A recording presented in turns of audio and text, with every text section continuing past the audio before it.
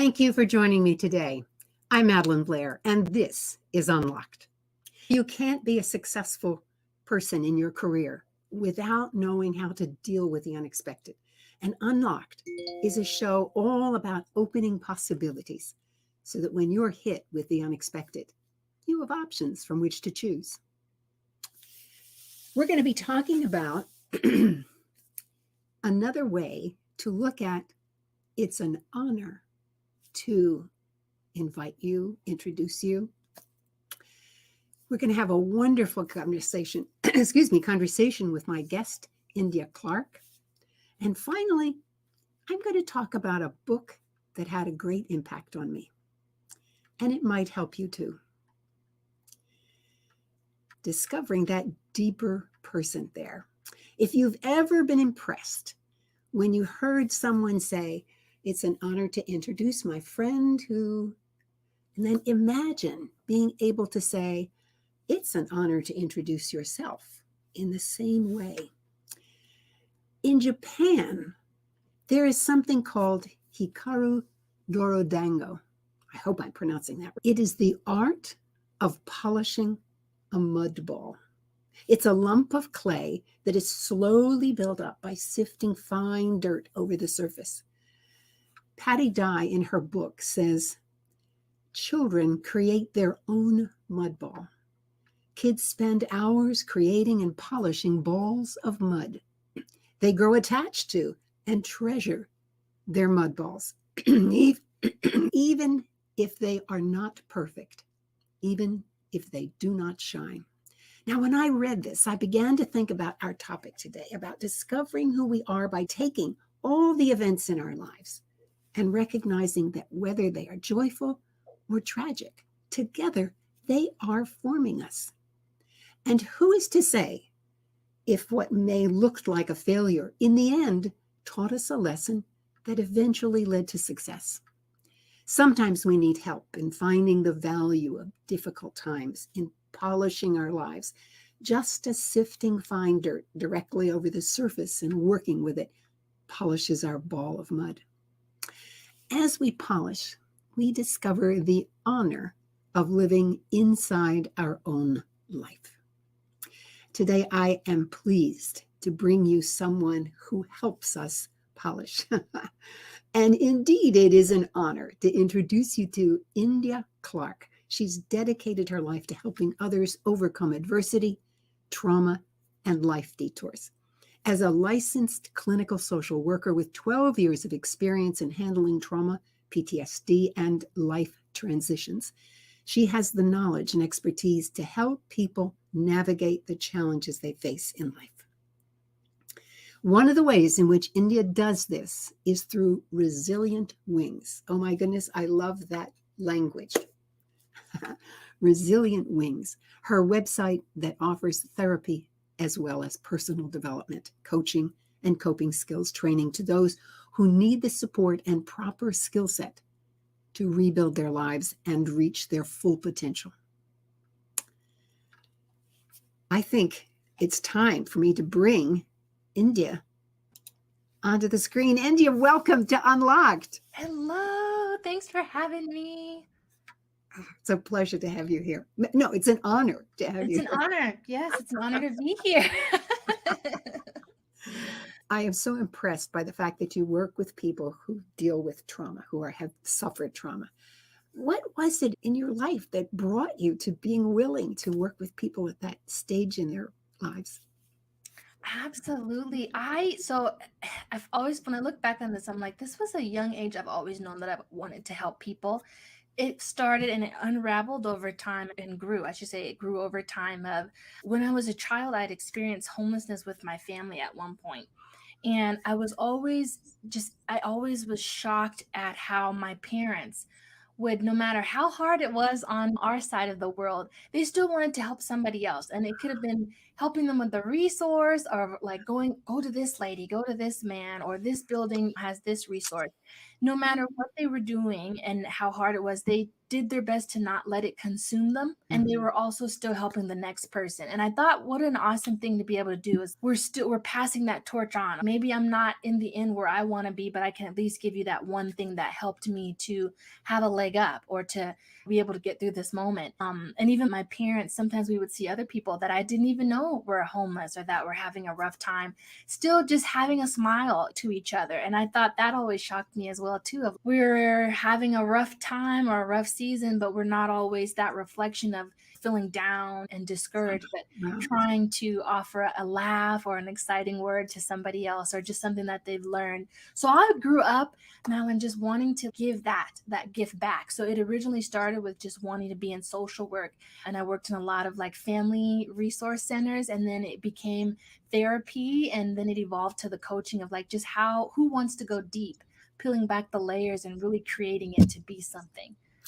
Oh, fabulous. What a great story. And you Yes. must have awesome parents.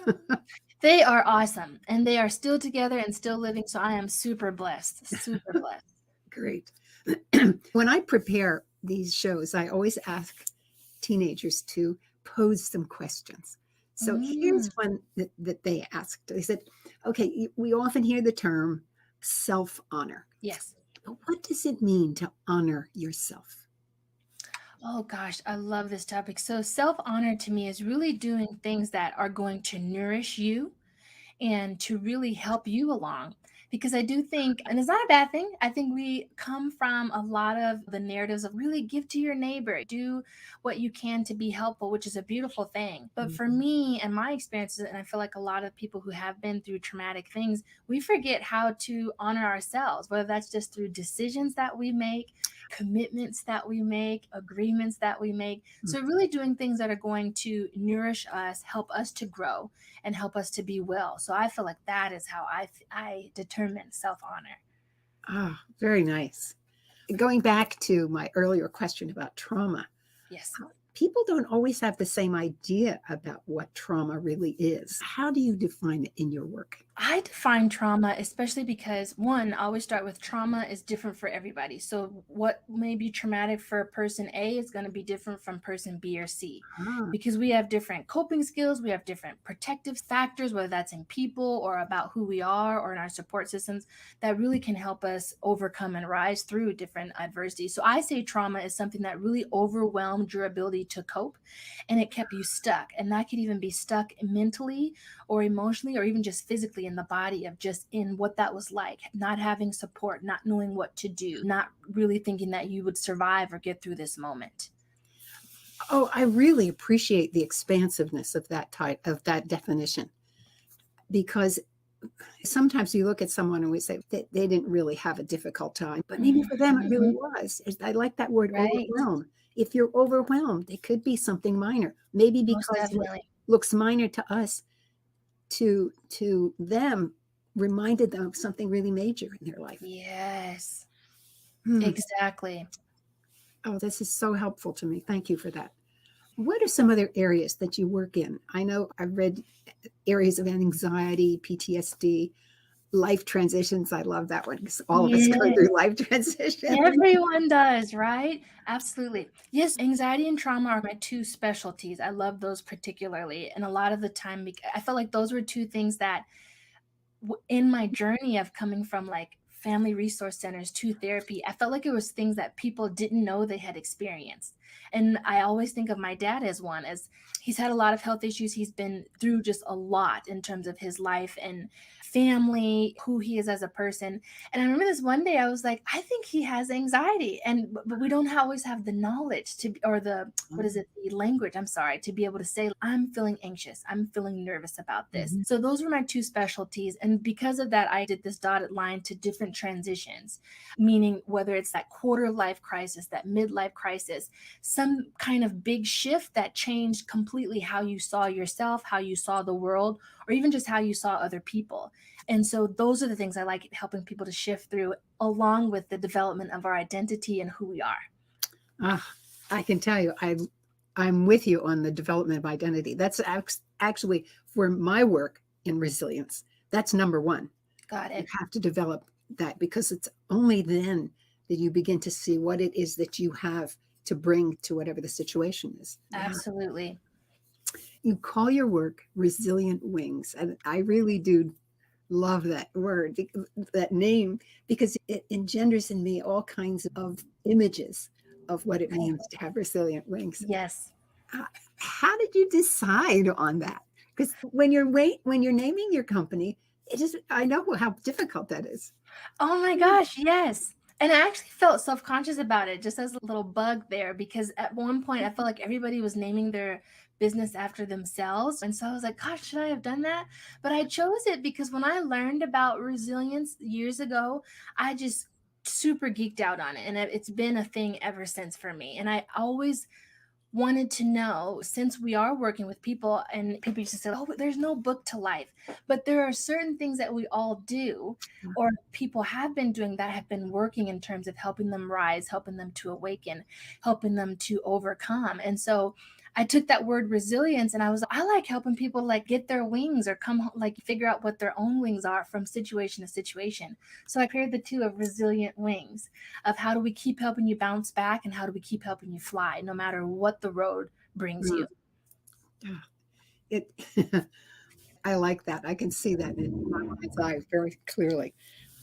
You use the phrase bounce back. I personally don't choose to use that as a definition for Okay. resilience, because to Okay. me, resilience really lies in that moment when you have to make the choice. Yes. Frankel says between Agreed. stimulus and response, there's a space, and in that space lies our power to choose our response.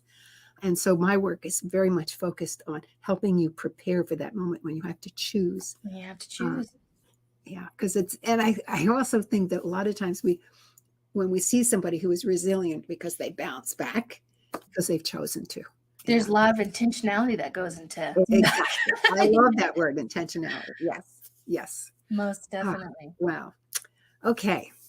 Now, I know that you can't reveal about a particular individual from your work, but Sure. I wonder if you can talk a little bit about your process for Mhm. individuals and maybe just in general give us a sense of what you observe and see in that process where they really feel enormous anxiety. Because I can see so many people today Mhm. that I think you said earlier your father didn't know the word to say he was anxious. I think people today in our country still are anxious Yes. coming out of COVID. Yes. We'll talk about that. Absolutely. I've one of the biggest ones that I see, and I think this was actually something I had noticed in my dad that I was talking to my mom about at one point, of just this kind of dread of you don't know why you don't want to do something, or maybe you don't want to say it. Sometimes we don't want to put words to it because that can be Mhm. very scary. Yeah. But this dread, you're feeling it in your body, like feeling very uneasy, whether that's stomach discomfort, really almost sometimes self sabotaging, of delaying any of that time for me to go do that one thing. Yeah. And I really do, I agree. I think that part has increased since COVID, of people not knowing why, or they used to function in a different way where something wasn't a challenge and they can't figure out, like, well, I used to do that so easy. I don't know why that's a problem for me for now. Yeah. And so I really tune in with people because something that I used to do was just numb a lot.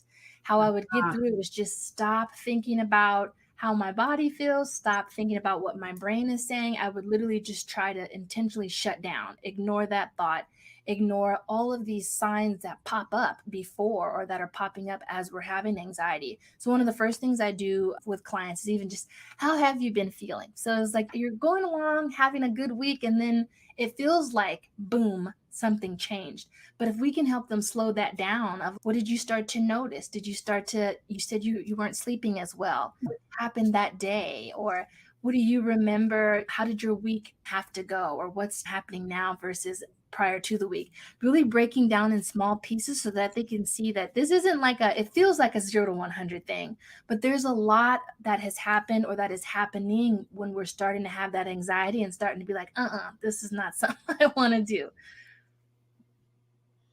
so you actually just begin with asking people how they feel, which means they've got to get in touch with those feelings as well. Absolutely. Mm. Which I personally, Madeline, used to hate. I used to be like, why are they asking me about this? And my first therapeutic experience was also a Madeline, like why I wanted to do this deeper work with people too, is so can't remember if I had told you one of my first relationships was an abusive one, emotionally and mentally abusive. And so that was my mental coping mechanism. It's just ignore it, just get through it.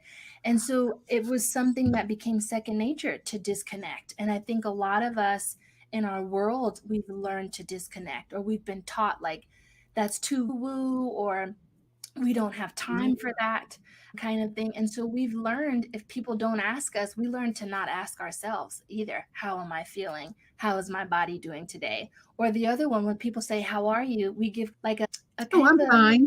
answer. Exactly. I'm fine. It's automatic. We don't even think I'm actually not doing well today, or I didn't sleep well, because we don't want to be negative or that Debbie Downer kind of thing. But that's where I want people to learn to go and be comfortable of, you haven't had a good week, and that's okay. But how do we suss out like how that's been impacting the whole picture? Wow. Now, do you find that there's a difference when you're working with someone who is older or younger in terms of that question? Is, Oh, yes, absolutely. I definitely see nuances.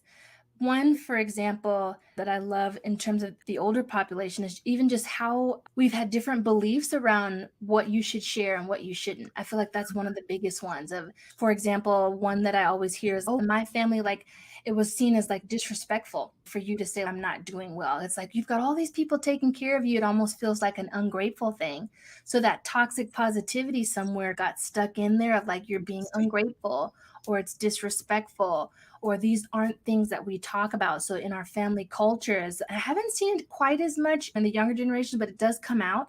But I feel like it's more of this identity internalized sometimes for the old generation. My dad is one of those of just, I don't talk about that. And so for him, the anxiety was like, what is that? Like, that's not something that was a thing. It was like the one I heard him say a lot was, you're fine. You're a kid. You're fine. What problems could you have? You're only 8, yeah, kind of thing. So then we minimize it ourselves. yeah. Wow. So it starts early, Yeah. doesn't it? Mm. Yeah. But that's a great example. Thank you so much for that. There was another thought in my head, and I can't believe it. I get so excited listening to what people have to say Sorry, on I'm this going show. so many directions. Sometimes I go, "Whoop." Okay, it's going to come back Gonna come back. if it's important, as they say. Um, I recently learned that women are actually more likely to suffer from PTSD than men, mainly because of sexual trauma. Is that something in your work? And how can a person recognize themselves in themselves and in others? Wow. I would say I definitely, have seen that a lot with women. And I think part of it has become, we have learned to really to compartmentalize of, we have this knowledge of, I had so many different experiences, or I did have an experience like that, where maybe it was a sexual assault or a violation of some sort. And we've learned, because of how we were told of, you don't talk about that. And so just even, what are the things I always say, what have you put in your back pocket that maybe you forgot about? But things have changed. I saw one book that called it as like, it was like, when did the big disaster happen? When did like the path change?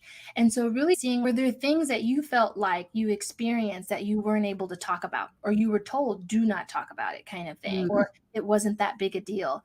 And so that's something that I feel like is huge and powerful in helping all of us to unearth, but especially women, was, where did those things happen along the way that you felt wasn't a big deal, but for you, you internalized it and you had to learn how to turn the dial down on it, because it starts to eke out in different ways in our life and how we As you're talking, I'm beginning to realize why many women never say that they have been violated until Absolutely. years later. This is very helpful to me. Absolutely. When you're in a leadership position, we tend to say you're just interested in productivity and efficiency.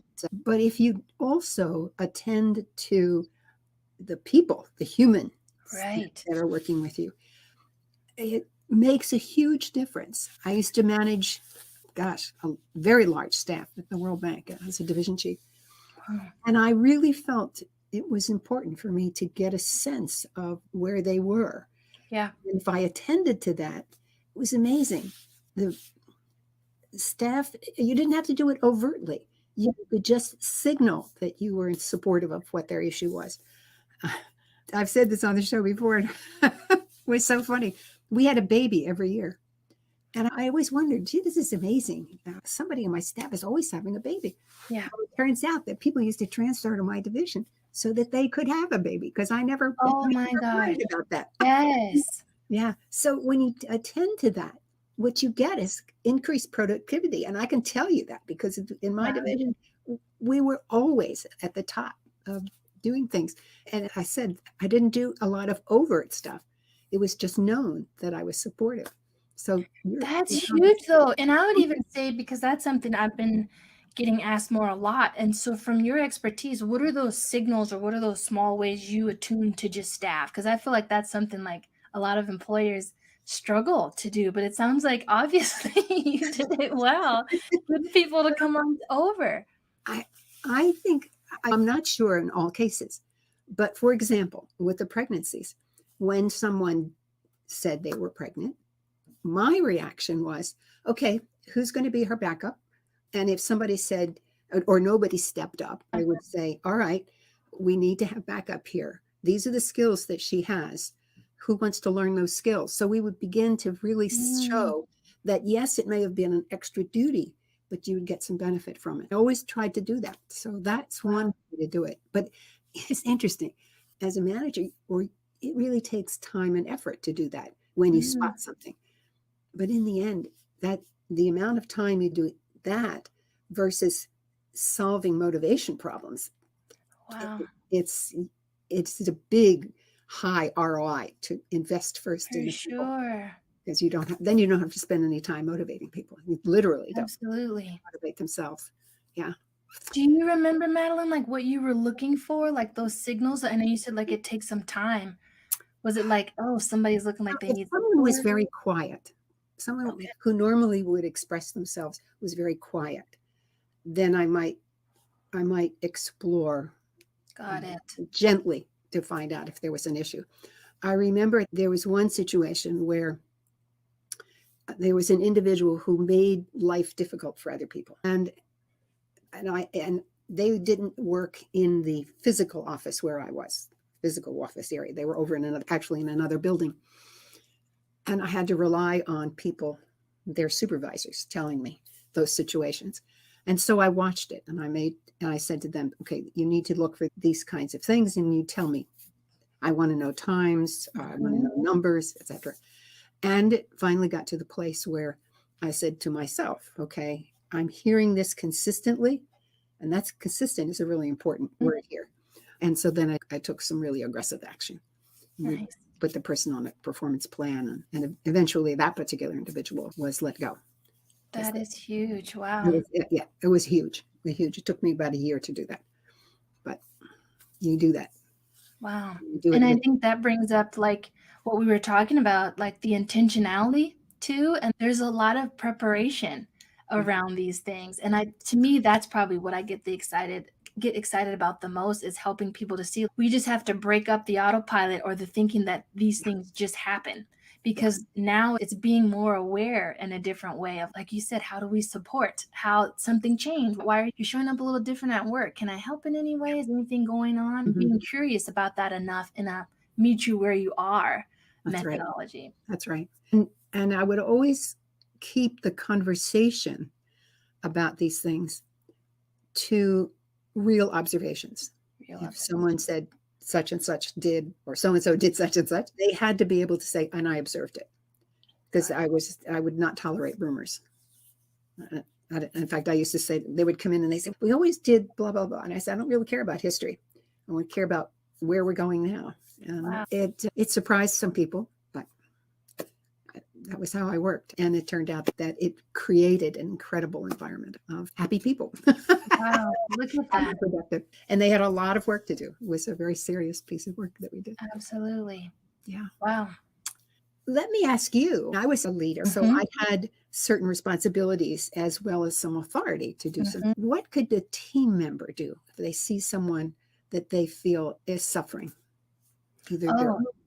Absolutely. Even just, I think that we forget the power of just like small one-on-one interactions, because I think sometimes we don't want to be the person that asks the wrong question or that maybe we feel like it's prying. I Mhm. feel like people are actually more appreciative when you ask, like, hey, how are you doing? It seemed like you were having a different day, or you just haven't seemed like yourself. Wanted to make sure you didn't need anything, or if there wasn't anything I can do.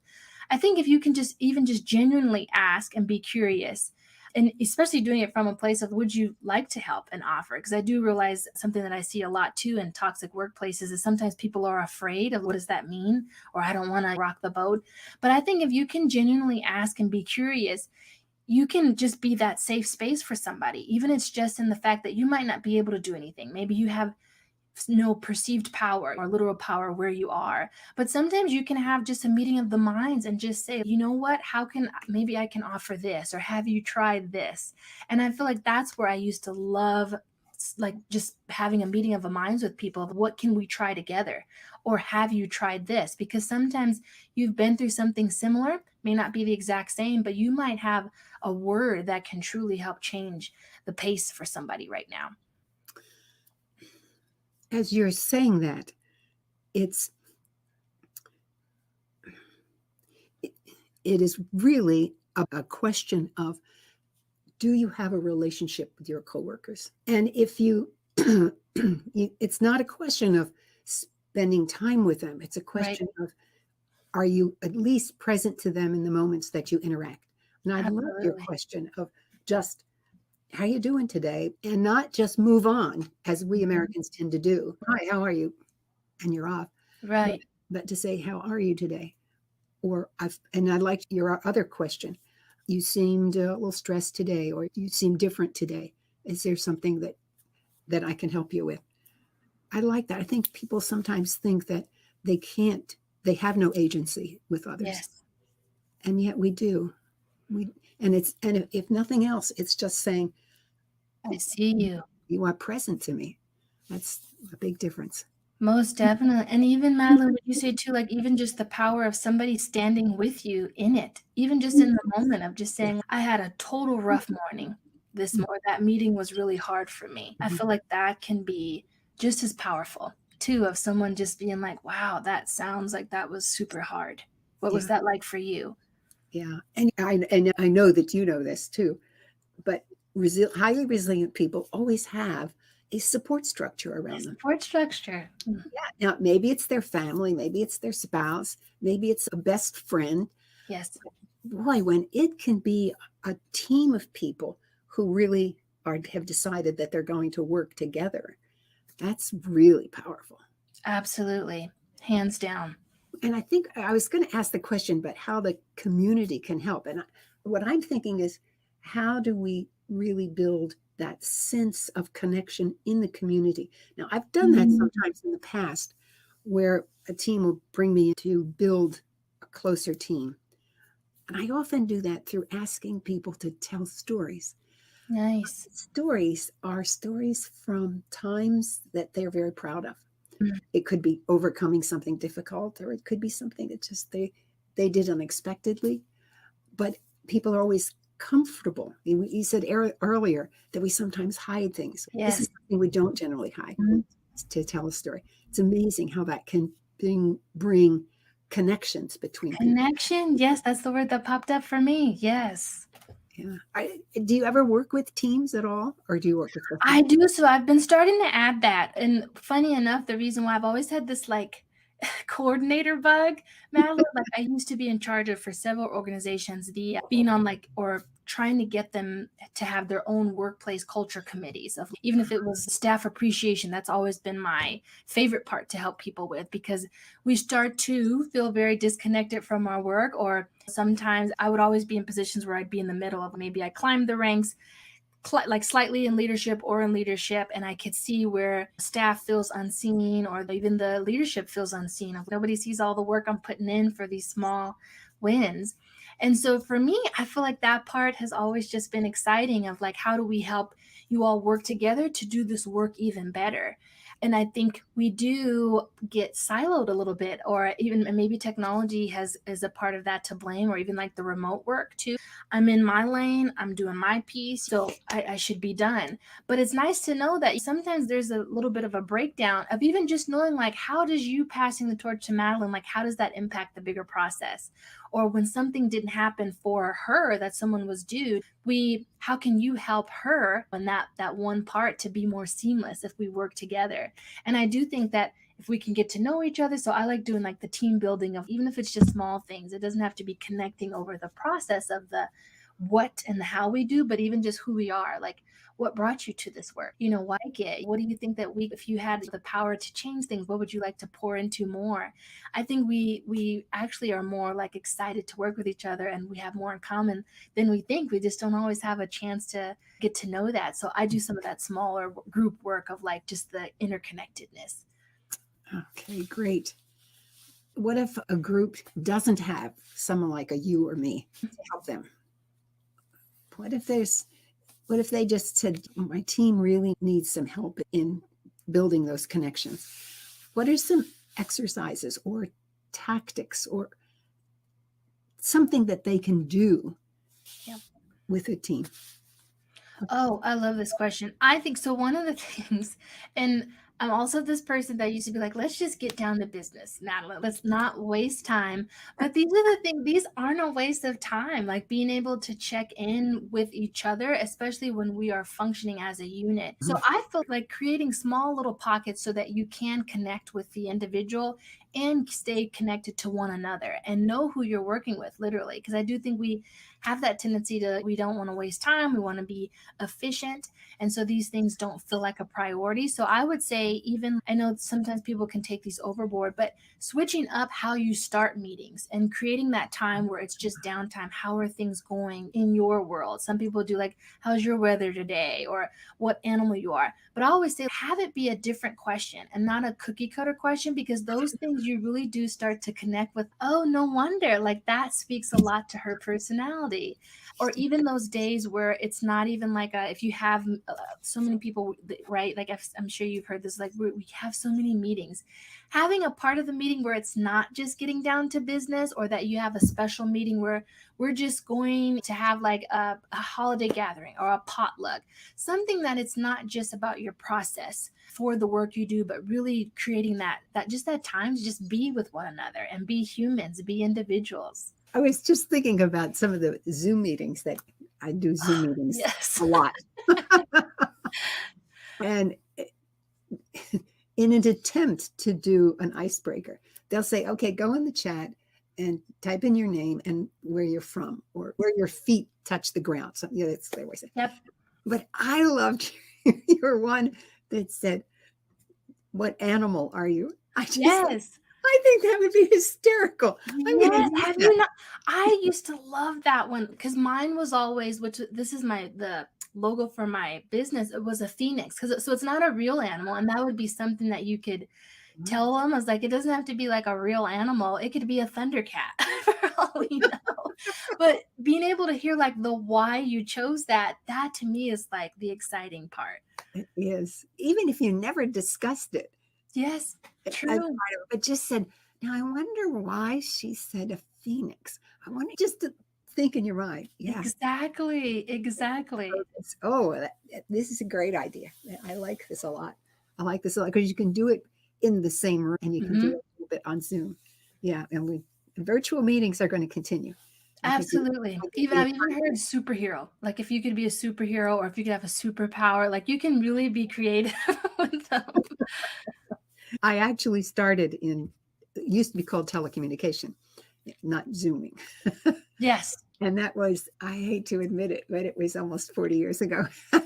and I can tell you, telecommunication was nothing like it is today. Different world. Different Mhm. world. Images were about this big Yeah. when they really started, first started. We But have grown. you start and then it gets better as time Yes. goes by. Let's look on the other side in terms Okay. of real detriments of what happens when people constantly live with anxiety or PTSD. And I'm thinking about it from the manager's perspective. Mhm. What really is the downside to the business, certainly, and to the individual, but team. What are your thoughts on that?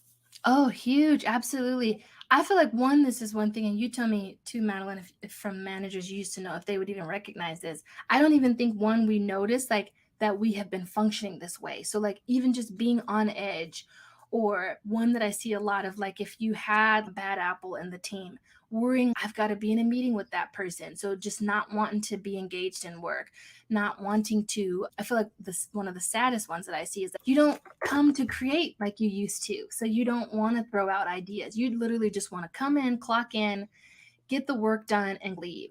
So people aren't really excited about this role of what I can do today. And so I feel like we need to do a better job of like how to just like, are we still enjoying this? What's changed of like when you used to be excited versus to now, thinking of it in that way. This goes back to what you said earlier about, what did you call it? Numbing out? Yes. People numb out. People numb out. If I hear you right. Yes. Wow. So there's certainly that aspect, which means from a leadership perspective, you are not getting the fullness of that person. Boom. And creativity is probably the first thing that goes. First thing that goes. You mentioned that. You mentioned creativity. And some people say, I don't want any creativity. I just want people to do their job. But innovation is essential today in business. Yes. And whether that innovation, a new piece of technology, or whether it's, let's change the way in which we start our meetings. Absolutely. I mean, that's an innovation. That's an innovation. Yeah. All right. So now I happen to believe that our bodies are connected to our brains. Yes. So this all works together as a system. Yes, it So does. what can a healthy individual do to prevent being overwhelmed? Oh, yes, absolutely. So one thing that I have really committed to myself to do, and I always encourage clients to do, is just like you said earlier, which I love, the choices, like trying to choose to how do you start the week better. So if, for example, last week was just like a whole perfect storm. You got really distracted. Some of it was not even your fault. People were giving you things left and right. Maybe you had a lot going on personally that you didn't get to, and now your schedule is off. But really trying to set your week up as best you can. And I never want people thinking like you can control for everything, because you can't, but it's really helping you to just have that increased flexibility now of, okay, if people tend to, for example, I used to be that office, people would come in just loving to talk and say hello, but really we have to build up comfort and being able to have even those like time, space, conversation boundaries of like, all right, I would love to hear this. Would you mind if we revisit this at another time? Even if it's just time on your calendar, we need to be able to have some structured time to be able to get to everything that we need too. And I used to feel like that was so mean, but it's actually not mean. It's really like when we talk about the self-honor, that's how do you honor yourself. So if you know it's going to be busy, you need more time to focus. How can you set your week up that way? Carving up time where it's an untouchable time is what I call it, where nobody else, you can't have these other conversations, even turning your do not disturb on or turning distractions down. How do you set your week up in that way so that as you are getting through the busyness, that you can have some, what do you call it, structure around how this is going to look for me?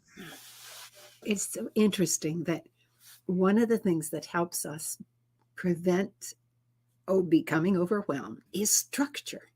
Yeah. And we sometimes resist structure. We do. It gets a bad rap.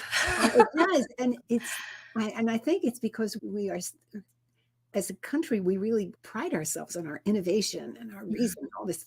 And so that means freedom. Freedom doesn't necessarily mean that we're being more creative. In fact, sometimes most creative is when you have a lot of constraints that you're working around. Yes. And yet that's where you can become very creative, if you just say, okay, accept those constraints. And now what can we still do? Exactly. What can we still do? Yeah. Interesting conversation. I love where this has led, because oftentimes we think that we can't do anything. And yet the idea of the simple structure that gives us places where we have full agency. Most definitely. I was thinking of a situation I had one time where there was one person who'd love to come and talk to me. And she always brought business problems. That was not the issue. And I enjoyed talking with her. She was a real pleasure. But there were times when I absolutely maybe I was writing something where if you keep interrupting me, Definitely. I lose my train of thought, or Right. I got to run up the learning curve again. So I had flags, little flags that I had used for I think it was for a retreat. And Yes. there was red and green and blue. Okay. And so I said, whenever the red flag is about, do not talk to me. See? That's that like preparation, right? Like Yeah. I think not only can you front load your week for that, but even just moment to moment, those are little Moment to moment. signals for That's right. you. And you almost start to teach those around you too, in terms of wellness of you see me doing this means I need some space kind of thing. But we have to learn these things about ourselves and put them in place. Cause I think that if you've ever heard of like stress inoculation, when you like prepare for stressful situations, thinking about them before we get there, because often now in the moment you're so stressed, you're loving this conversation with her, but it's I've Yeah, got to I need finish to get back. this. Yeah, yeah, yeah. So Now, if you tell can prepare, you can get through it. me about this stress inoculation. Yes. So I noticed some teams get trained in this. And so I try to bring little pieces of this to my coaching and to therapy. So stress inoculation is when you know there's going to be a stressful event or a stressful situation, you basically try to prepare for that. So for example, if you have maybe you're going to be doing some public speaking, what are some things that you can do to prepare for that day? So maybe when you get up there on the stage, we can't necessarily take all the nerves away, but what can we do to help you literally pave the way to have a good speech, a good day? That can even be in small things of, for example, some people seeing where they're going to be speaking is better. They're going to be Yes, familiar yes, with the yes. area. Yeah. You'll know where you want to sit. You'll Mhm. know, maybe it's even putting cues in your speech. It was something I used to do a lot of, like telling myself right here on the side, like, you're doing a great job, or take a deep breath and slow down. Yes. Small little reminders or little adjustments that you can make so Mhm. that day or that moment is less stressful. And I argue, Madeline, that my mom might have known this when I was younger, because what she used to do is she was working. Her and my dad would be working. So if I had to go somewhere new, the weekend before I had to travel, she would literally do the whole day with me. So she'd do the cat to the bus with me. She'd tell me where to sit on the bus. She'd tell me, like, okay, when you see this Burger King or when you see that, I want you to tell the bus driver, can I get off here? Or little things to, like, on the day of, it's almost like a dress rehearsal of how to self-support yourself. So basically that's how I think of stress inoculation, is how can you support yourself in advance for Mhm. something that you know is sticky or that stresses you out or overwhelms you a little bit. Oh, that's great. You really had a great mom, too. I did. I was like, I gotta steal that. Yeah. I have to say, this has been such an honor talking to you. Thank you, Madeline. I have enjoyed it. Oh, very much, very much. And I wonder if you have any closing comments that you want to make for our audience. Oh, wow. I would just say whatever it is that any of our listeners are going through is just that reminder that it's temporary. It may feel like it has been long and that you're not going to get through it, but there are some things that you've done in your past that are going to have the keys to how you can keep putting one foot in front of the other and to let this evolve. You don't have to know everything. You don't have to have it all figured out or know how this story is going to end, but remembering, like, this is one chapter in what you're going through, and you have gotten up and you will continue to do that.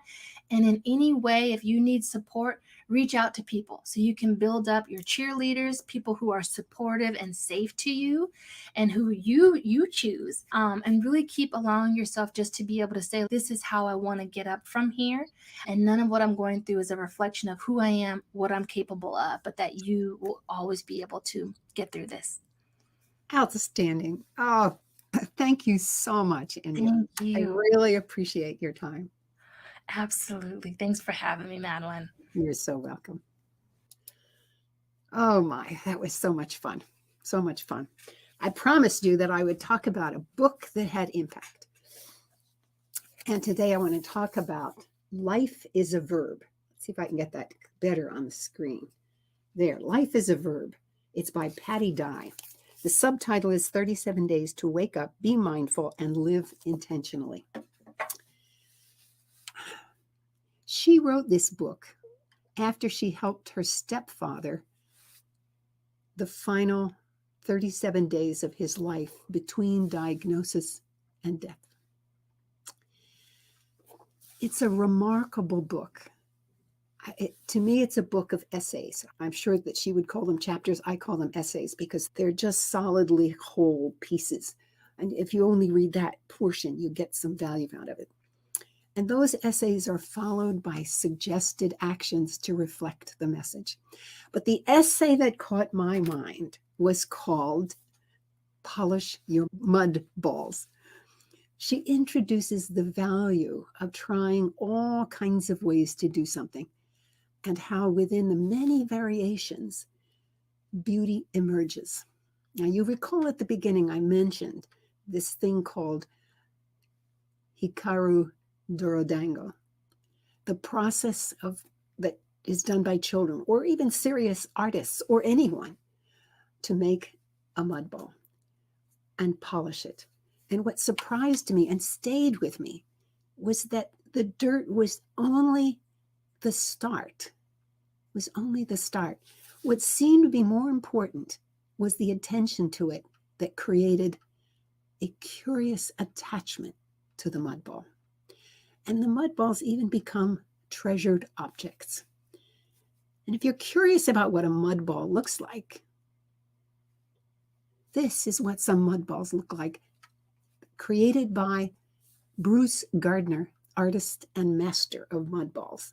He showers the orb with dust, building up the surface and polishing it to a fine sheen at the same time. They can only be completed over time, not at one sitting, and I loved that. You may recall that one of the practices I ask of people who work with me is to write a personal story from their life every day. It reminded me that as I write the stories of my life, I had to also treasure them. So yes, I would add them to the ball of my understanding of who I was. And okay, some places were polished and some were not, but it didn't matter. They were treasured. And if they seemed to end in failure, I just had to continue to attend to the storyline until I saw that story take those negative pieces and move me to my next success or simply a moment of joy. The book is Life is a Verb by Patty Dye. It's a small book with enormous impact. I want to thank you so much for joining me today. I can't tell you how much I have enjoyed just anticipating the conversation with Indya, and certainly during it as well. I hope that through this discussion, you've discovered a few things that you might do to recognize the stresses and overwhelm that appears in our lives, and ways in which you can, in anticipation of those moments, prepare yourself. I teach a lot of things, but I thought that Indya had some wonderful ones, and I just love the idea of starting a meeting by asking people to think of an animal that they might be. And I will tell you what mine is. Mine is a giraffe. Don't ask me why. I'm not quite sure, other than the fact that I know that I have a long neck, and giraffes also have long necks. So maybe that's why. I hope you enjoyed this episode of Unlocked. And if you did, make a comment in social media and write down, tell us, what is it that you learned and that you might do differently? And if you're on YouTube, please click the like button, or if you feel so inclined, subscribe. Be sure to check out my book, Unlocked, Discover How to Embrace the Unexpected. It's available on Kindle, audio, and paperback. And certainly any questions about resilience mentoring, email them to me. I'm Madeline Blair, wishing you infinite possibilities as you unlock your resilience.